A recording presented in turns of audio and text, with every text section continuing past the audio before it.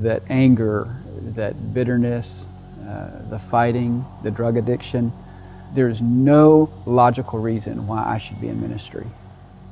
It is only the grace of God. I was about 4 years old. I guess my sister would have been just an infant.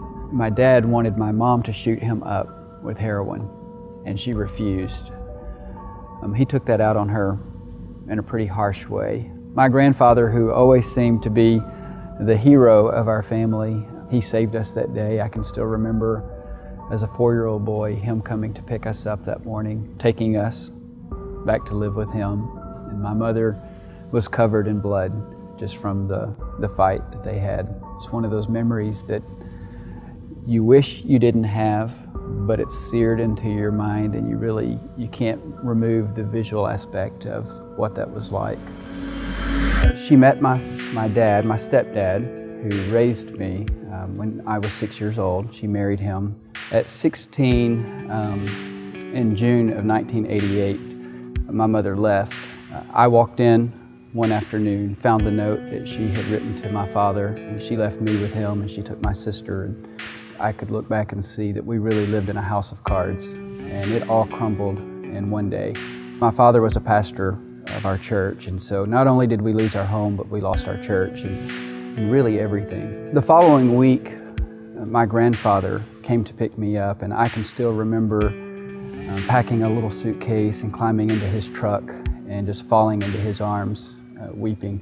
The tragedy of that day was that was the day that I locked the door of my heart.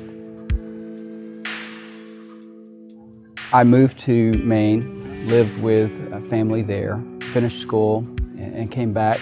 Essentially was living out of my car and homeless, starting over with life and everything that I've ever known. In that period, though, I met my wife. I was serving in a church, ministering to a congregation, married, but still completely emotionally detached from everything around me. On July 6, 2000, my daughter was born. 3 days after that, after her birth, we were in a normal service. Everything was planned. We knew exactly what was coming. And we were singing a song that we sang in those days. It was called "I Sing Praises to Your Name." And what happened in that moment was really something that I wish I could describe better, but all I know is that I was overwhelmed with a sense of gratitude. I broke. And when I say I broke, that's putting it mildly.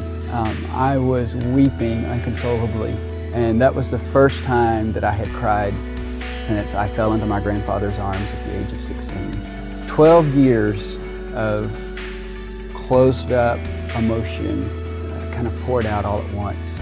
And there I was at a piano in front of a full congregation, and yet I was falling apart. But it was kind of a good falling apart. It was just being overwhelmed by the grace of God and a heart full of gratitude by the gift that God had given me through my daughter. And I can remember motioning to another lady in our church who played the piano to come relieve me because my mother was there that weekend. She had come because my daughter was born. With her decision to leave our family kind of being the catalyst that began this shutdown emotionally, I don't think it was an accident that God had her there in the room that day. I took her by the hand, and we joined everyone at the altar, and we just prayed together.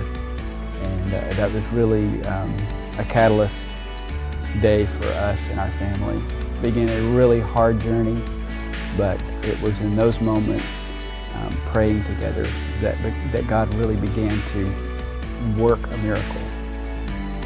When God restored my ability to begin the healing process emotionally, one of the greatest things that came out of that was the ability to learn to love my wife. And God gave me the ability to love my children in a way that wasn't always demonstrated in the home I grew up in. And that's a gift for me. That is really the miracle of the story. My name is Costello, and this is my day one.